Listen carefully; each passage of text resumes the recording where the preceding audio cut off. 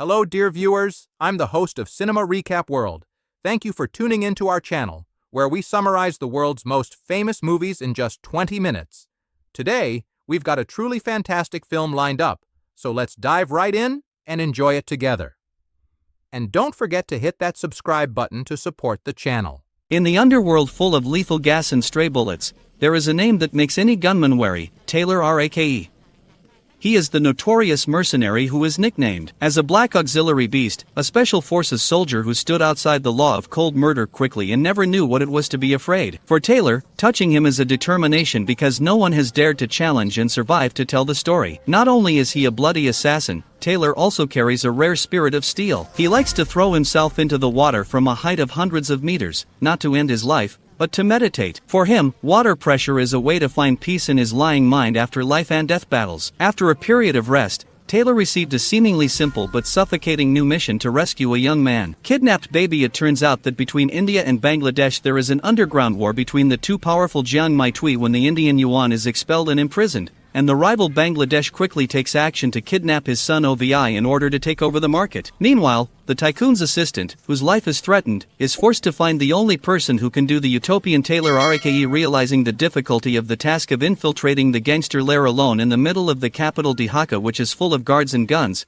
Taylor did not hesitate. He opened a strategic meeting to analyze the enemy forces 20 times and then still decided to weigh his heart because he alone entered the capital of Bangladesh. Taylor actively contacted the kidnappers pretending to be a captured soldier, but they didn't know who they were provoking and constantly pointing guns at them without realizing that they had just started a storm that was about to fall on the city. After confirming that the hostage OVI is still alive, Taylor immediately pretends to negotiate and tells the kidnappers that he will return for ransom. However, the leader immediately showed suspicion and coldly raised his gun and threatened to warn Taylor not to let go because just one mistake would no longer guarantee the life of the hostage. Without showing any fear, Taylor remained calm when he was escorted out by his juniors as soon as he stepped out of the building. The guards were shot down neatly. It turned out that Taylor's comrades were already ambushed from the opposite building, ready to assist. Taking advantage of the opportunity, Taylor immediately stole the gun and dealt with the rest of the people without allowing them to react. No bear unless he returns to rescue OVI while the kidnappers are leisurely watching TV when they suddenly hear a knock on the door. Knowing that something had happened, they immediately pulled out their guns and approached vigilantly,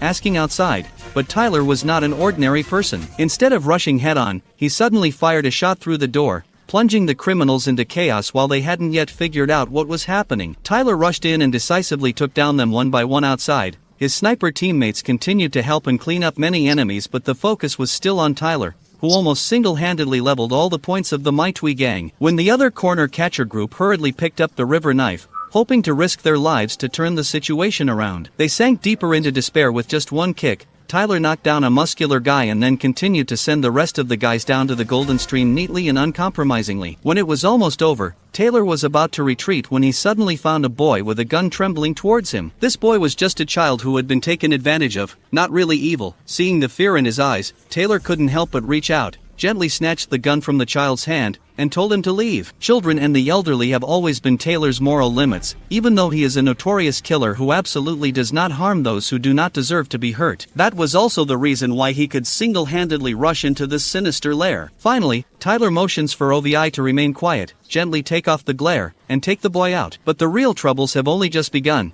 because the area where Taylor and OVI are hiding is deep in the domain of the celebrity in Bangladesh, where every corner has his eyes and ears, and the escape path seemed completely blurry. Meanwhile, in another development, Amit was unaware that his hostage had been taken away, and he was now focusing on punishing the slum children for stealing money. In a fit of rage, the strong junior grabbed a weakened child and threw it down from the railing in the face of the terror of the rest of the children, making them dumbfounded, because they are afraid of not knowing who will be the next victim. However, in the midst of the tense atmosphere like a string, a nimble boy stepped out and pretended to say that the child who had just been thrown was the thief, making the junior speechless. Amit was so impressed by the boy's courage and quickness that he called him back and handed him a knife as a token of recognition. And suddenly, at that moment, a senior officer came to report the bad news that OVI had been rescued, and Amit blushed angrily when he learned that the plan was on the verge of collapse. With a large force in his hands, he immediately ordered the blockade of the entire city, mobilized all forces to catch the person who dared to touch his hostage. For Tyler's part, in order to escape the encirclement, he devised a bold plan to hide OVI in the trunk of the car and drive alone through the remote alleys to a deserted alley. Here, he took food and water for the boy to recover his strength and then changed into a simple outfit to cover his eyes. Tyler then filmed a video confirming that the rescue mission was successful and sent a situation report to the general headquarters. After that, he immediately continued his journey to take OVI out of the dangerous city, where Bond followed the forest road leading to the riverbank,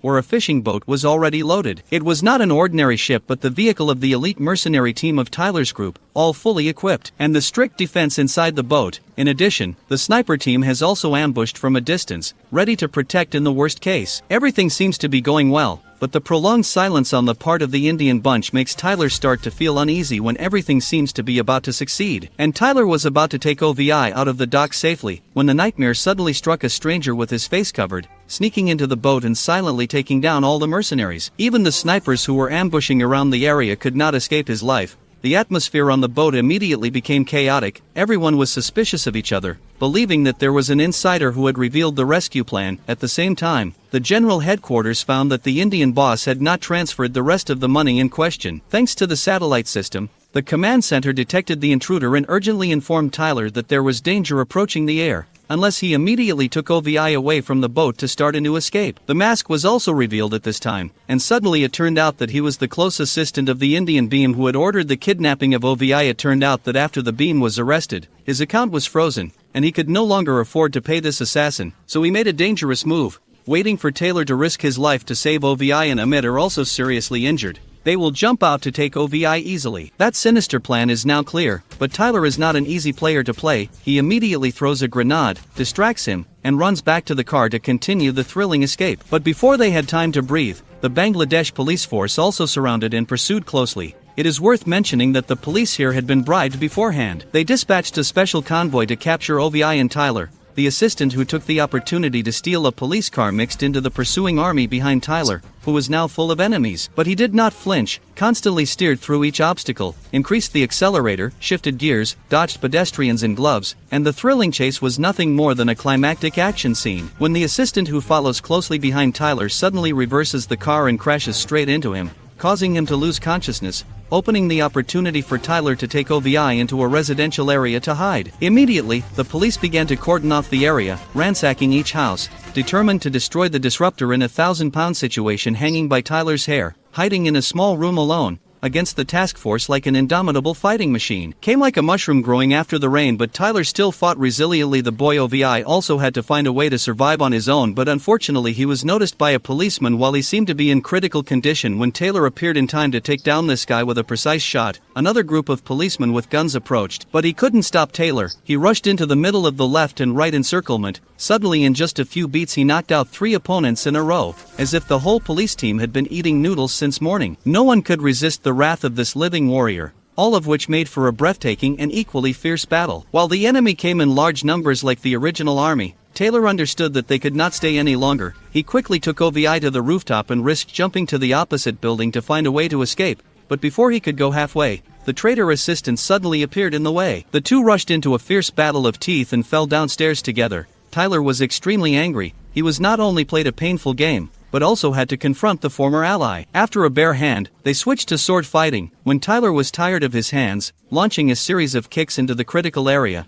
causing the other guy to almost drop out of the game. However, suddenly a small car rushed over and knocked Tyler. The assistant didn't care about the opponent, hurriedly picked up the gun on the ground and followed the police to track down OVI. He walked straight as if nothing happened, taking advantage of the time when the security forces were negligent to take them down, and then succeeded in taking OVI from the police. At that moment, Tyler appeared and drove a truck into the traitor, and there was not much time left. He pulled OVI into the car and immediately sped away from the scene. Knowing that using a truck would be easy to be tracked down by Tyler's plot, he stopped to set up a fake scene of a car accident and then hid at the foot of the bridge with OVI and disappeared without leaving a trace. When Amit arrived and found no bodies, he went mad, took Tyler's picture, and ordered the entire city to be searched, to see the dead. When night fell, Tyler took shelter in a secluded room, and after treating his own wounds, he immediately contacted his teammates to report the situation and the betrayal of the assistant. However, the reaction from the team stunned him. If the contract is broken, don't care about OVI anymore, let him go. Retreat again and wait for the helicopter to come to the rescue. Hearing this,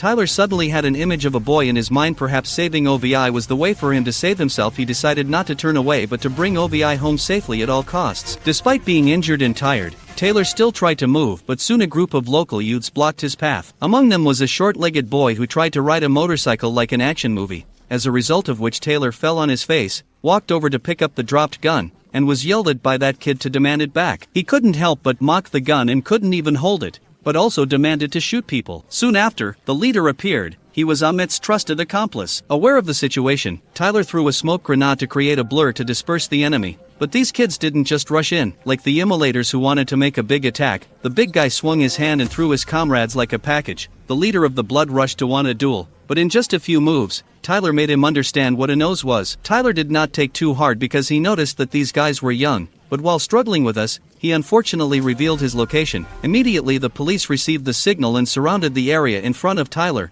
Now it was another life and death challenge, and this time he was exhausted. Tyler was forced to risk jumping into the underground sewer so that this unexpected escape made the pursuers unexpected. In an extremely dangerous situation, he had no choice but to contact an old friend for help finding temporary shelter. Fortunately, this friend was very kind, immediately drove to pick them up. While waiting for rescue, Tyler and Ovi, now two life and death companions, began to confide in each other. Ovi shared that he is the son of a drug lord who lives under the scrutiny and mischief of public opinion every day. Taylor choked up about the last time he could not see his 6-year-old son before he left for Afghanistan on his third mission, which was the most frustrating thing in his life. Ovi quietly comforted him like a true friend. But those peaceful moments didn't last long while Taylor was reviewing the old story. To his friend, he was stunned when this person suddenly confessed that he was actually the inner hand of the Bangladeshi bunch. The one who wanted to kill OVE. He frankly suggested that Taylor work together to eliminate OVE and then divide the huge amount of money. And Chow ran away. He also respected Taylor's love for saving his life,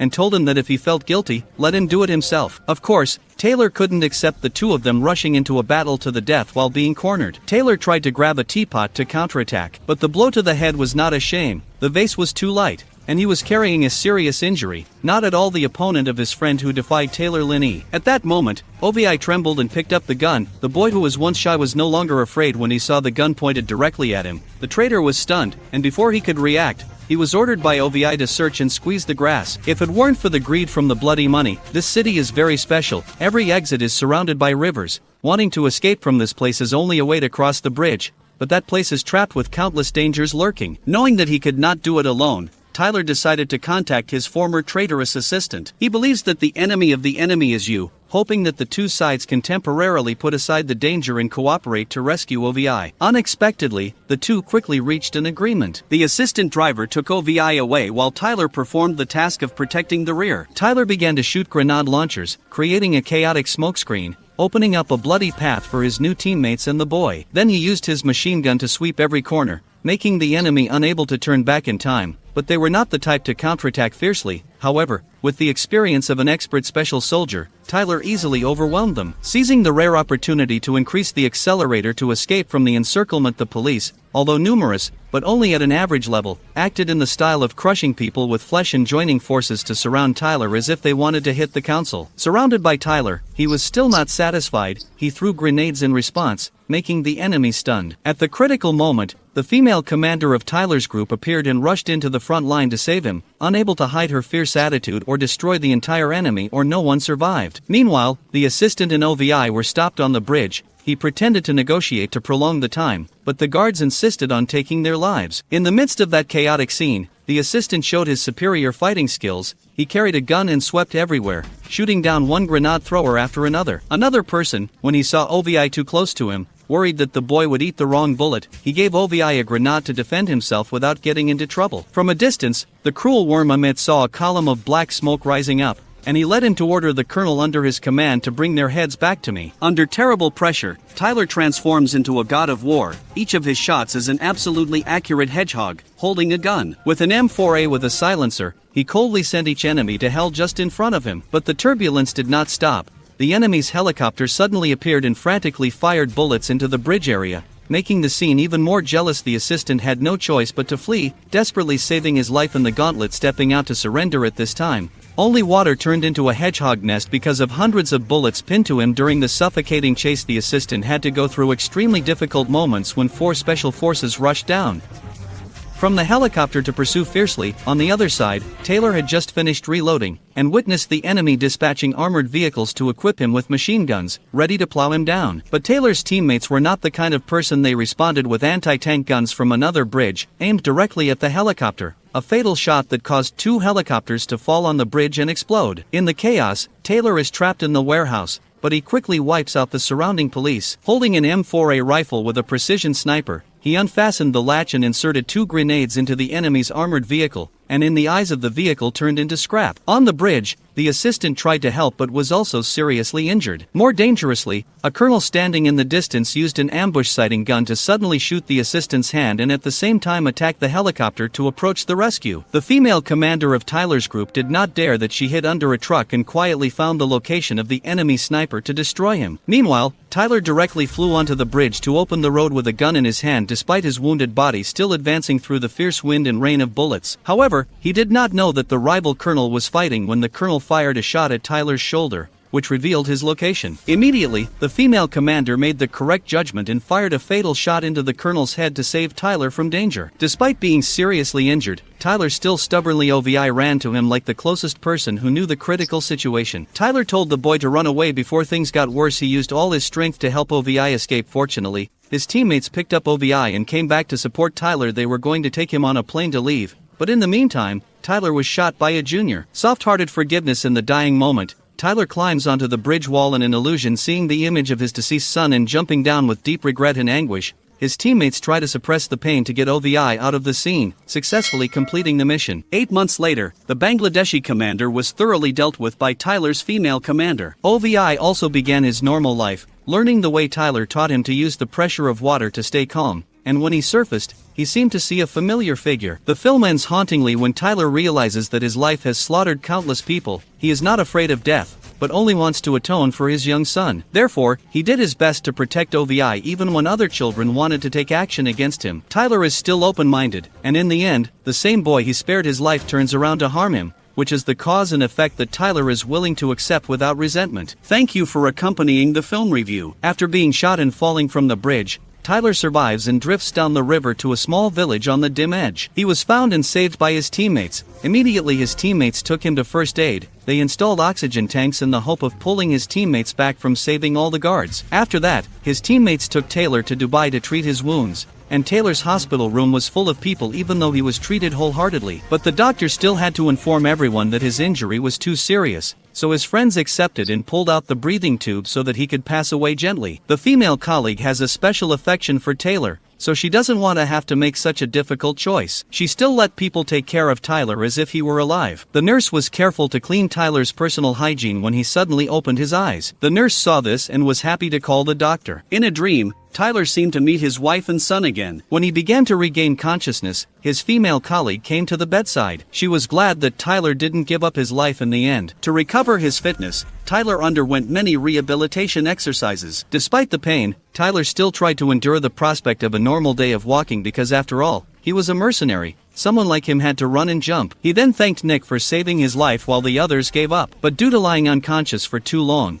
Tyler's mind is now unstable. Since he woke up, he still has the question of what he lives for. 8 months later, Tyler was also taken by his teammates to a house on the edge of the forest and arranged for him to be recuperated. To help Tyler relieve his frustration, his friends also prepared a companion dog for him while living here. Tyler begins to live a peaceful but rather dull life. On the very day he went fishing in the ice lake, he was bored, and he watched TV again. Tyler just lived an idyllic life, as if the past full of guns never existed. When he was sad, he opened photos and videos of his wife and children to remember them. To improve his emotions, he went to the market to buy 2 chickens to raise more for fun. Tyler's life seemed to go by like that until one day when he returned home, he found a strange car parked in front of the house. Tyler slowly walked in and saw a black man sitting very naturally eating cake and drinking tea as if hiding from nobody. He also carefully reminded Tyler that the house ran out of milk, so he should hurry up and buy it. It was true that he couldn't talk about this young man of color. When he arrived at the house and opened his mouth, Tyler asked him if he had entered the wrong house. The black man replied that he was Tyler and announced that he had come to see Tyler to talk. The man said that Tyler was a legend in India because the last time he rescued the hostage was the beloved son of the Indian bunch in Mumbai, tomorrow. He didn't forget to pick up Tyler by telling him about a bunch of feats that Tyler had performed,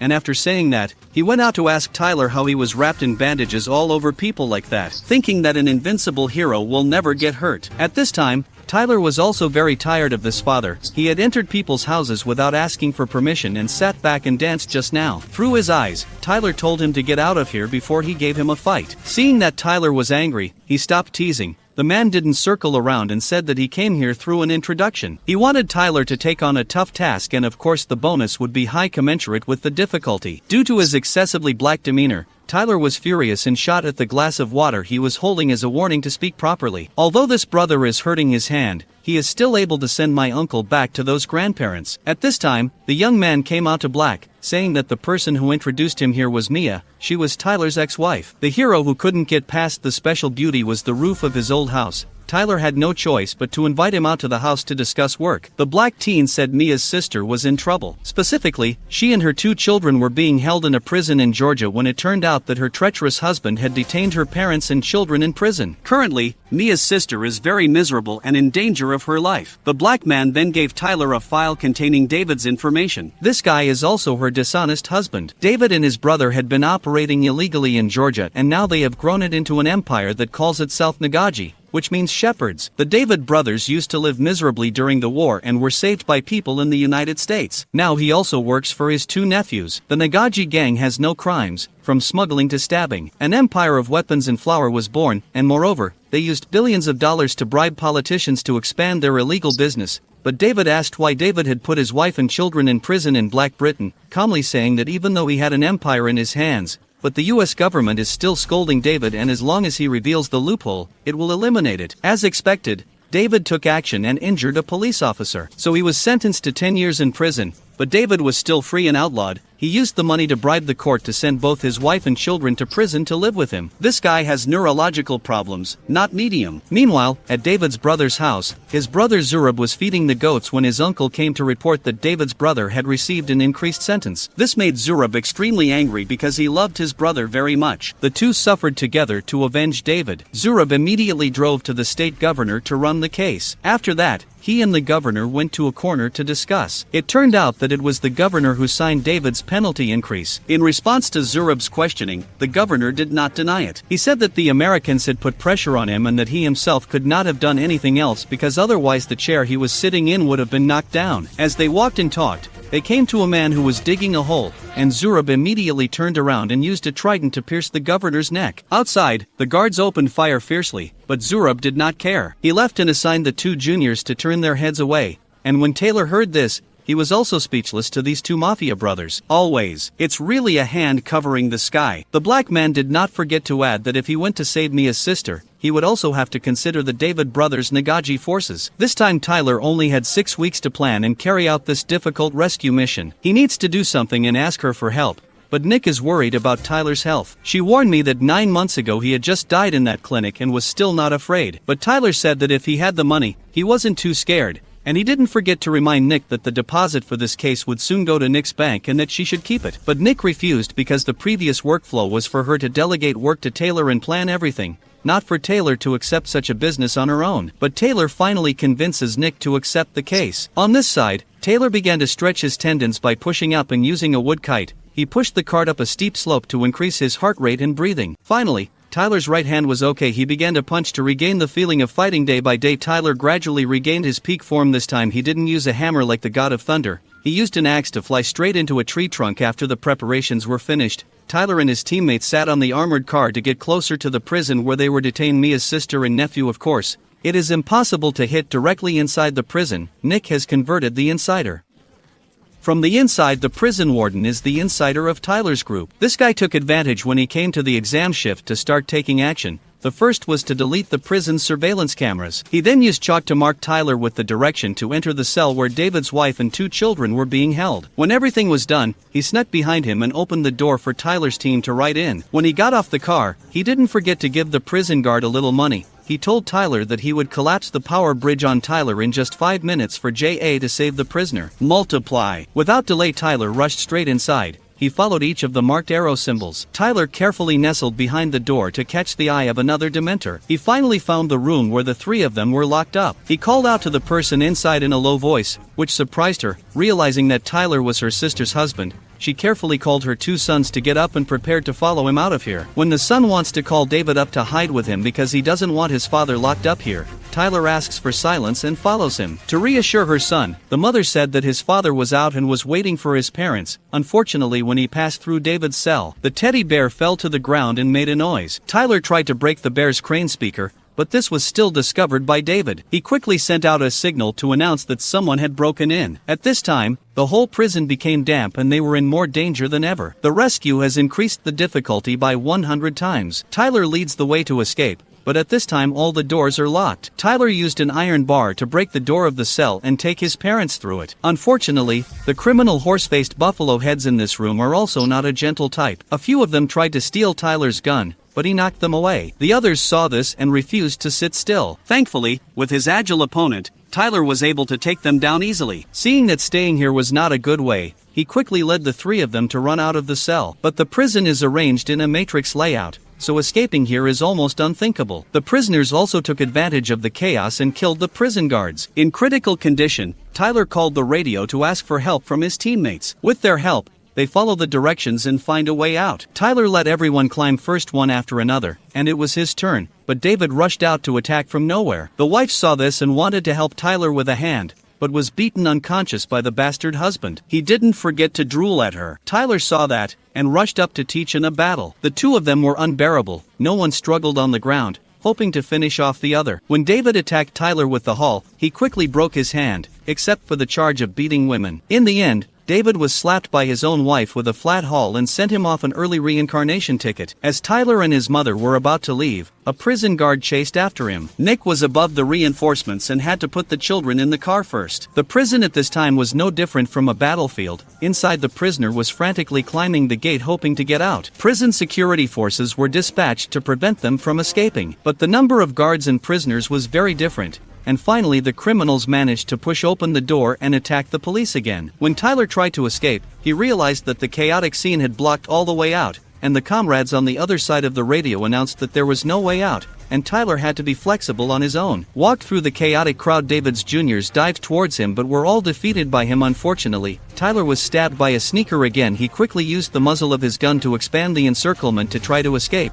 but he underestimated these criminals too much. They rushed to steal weapons. The mother was attacked by a few thugs, but she was helped by Tyler in time. After the gun ran out of bullets, he couldn't physically impact these people's faces with his hands, but their number was too large. The juniors started the Tyler Council while the special forces formed a fence and began to suppress the criminals. In the chaos, he was about to drag his mother away, but a stranger quickly took her first. Tyler himself was eaten by an axe from behind, causing everything to spin. Tyler quickly steals a shield and attacks Mia's kidnappers. A petrol bomb came and caused one of his arms to catch fire, inadvertently forming a fire punch. After a fight, Tyler saves her, and Nick and his teammates break down the door to support Tyler. Tyler, his teammate, said that the Nagaji had learned of the news and was sending a heavily armed team to the prison. It was imperative to get out of here as soon as possible, and the armored car through the fire became spectacular. After confirming that both parents and children were safe, the son asked his father where he was, not knowing that the bad father had been killed by his mother. Tyler asked everyone to wear bulletproof vests and then finally stepped down. Unashamedly Zorab, he ambushed his juniors on the side of the road and shot Tyler's car repeatedly. Tyler, a teammate in the rear, uses a machine gun and shoots a car,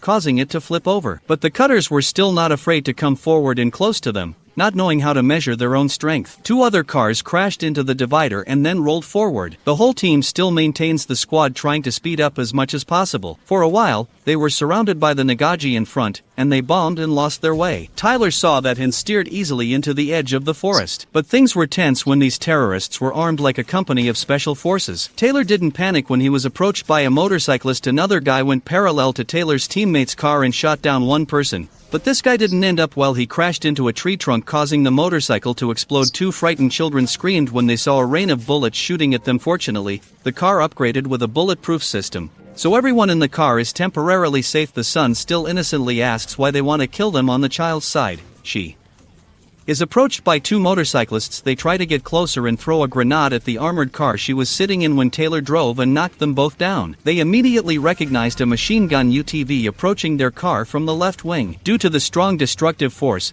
the car was shot on its side and then lowered the plank to the ground. Without thinking about it, Nick let the car turn around to review the situation. All four were safe and sound, but the little girl was injured. Nick ran to the reinforcements so that Taylor could take his parents and children to escape. In the end, they still couldn't stop the destructive machine guns. The rest of the survivors quickly ran towards the factory. They were still clinging like leeches at this time. Nick received the news that the rescue team was trying their best to come to help. After entering the safe warehouse, Tyler took the first aid kit to disinfect her wounds, but the wound was too serious and could have an open fracture, so she needed doctor or his arm would have been paralyzed. Outside, the Nagaji organization had been chased by the Air Force. Tyler had to go out to deal with these people. He carried a magazine reloading gun type specialized in airstrikes to fight the terrorists. The two sides fired bullets continuously at the enemy. The guys in the helicopter must have never confronted Tyler before, so they thought he was easy to eat, but they forgot that Tyler was a black assassin. He quickly shot down the helicopter and caused it to fall free. The other one still didn't know how to fear. Tyler frantically climbed on the roof of the car to teach them what real fighting was, but the Nagaji were so reckless that they sat on the helicopter and fired at three enemies in quick succession. Seeing this,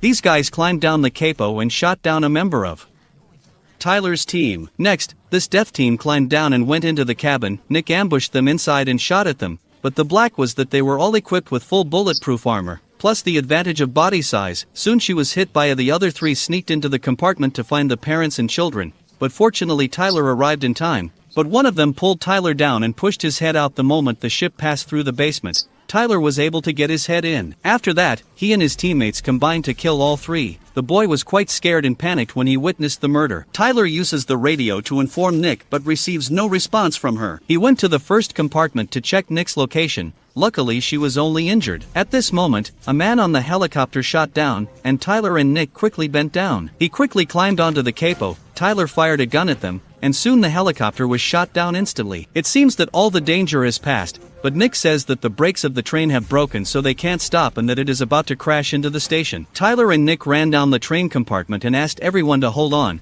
He guessed that the train crashed into the station and caught fire. The chambers turned a few times before stopping. A terrifying scene as black smoke rose one by one. On Zurab's side, he was sitting in the car with his uncle. At this time, he knew the information about his brother's death. Remembering the scene when he was a child with David made Zurab's eyes even more red with anger. He drove to Nagaji headquarters and gathered his juniors. Although the Nagaji are a group of horse-faced buffalo heads, they live a very meaningful life. A man came to hug Zurab to mourn David's death. Another said that Taylor's team was a group of only 4 to 5 people that made the situation so chaotic.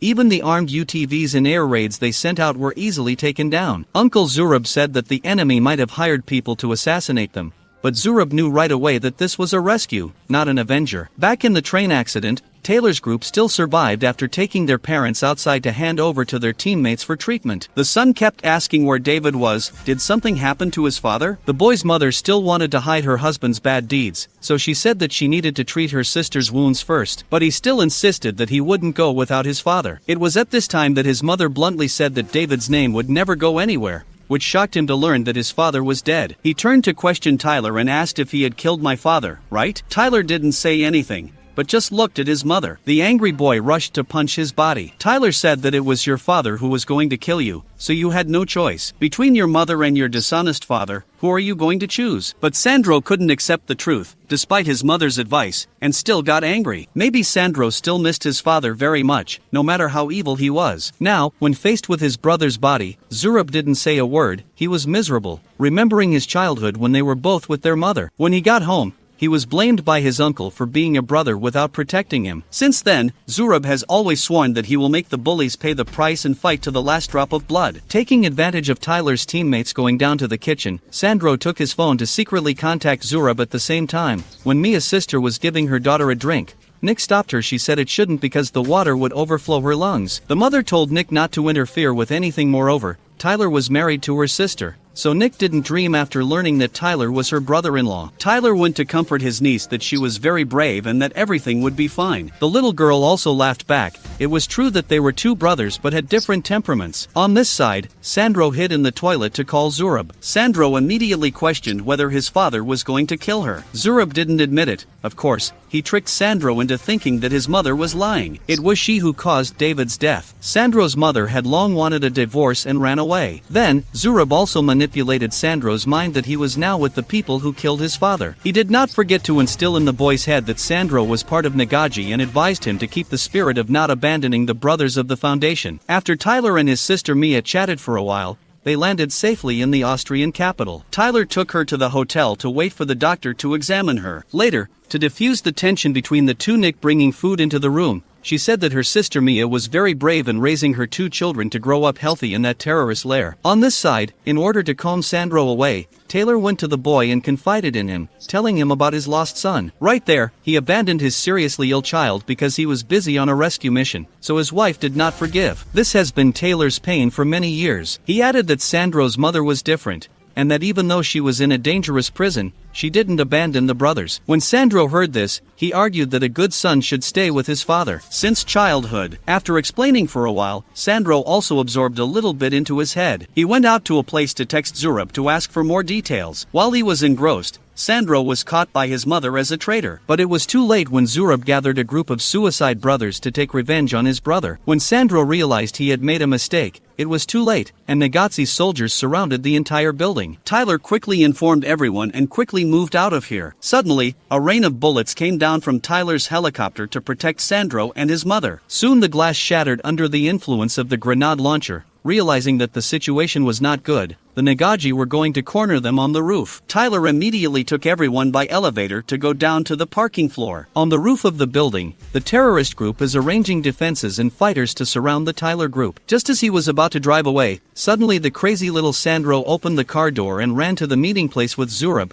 Nick's brother chased after him to stop him, and Nick and Taylor each divided into two directions to carry out guerrilla warfare tactics. Outside the building, the police arrived at the scene when they were shot dead by the Nagaji group. Everyone panicked and scattered. Nick and Taylor were no better. They were attacked in the basement. They repeatedly fired at two cars, one of whom planted a bomb on Nick's car and caused it to explode. Her brother was still diligently following Sandro towards the alley, just in time to meet Zurab. Standing between the last two options, Sandro was manipulated by Zurab and ran towards him. Nick ran to try to stop him, but was shot by the terrorists' fighters, flipping over the car. To save his sister, the brother rushed over to pull Nick out of the car. The two sisters combined defenders, attackers, and gradually opened up a retreat. They walked towards Tyler. At this time, he was confronting two terrorists. These guys also seemed to have a bit of bravery when they put Tyler in a difficult position many times, but in order not to prolong the time, he let them throw grenades back, causing them both to log out. After that, Tyler's group split up to evacuate to avoid the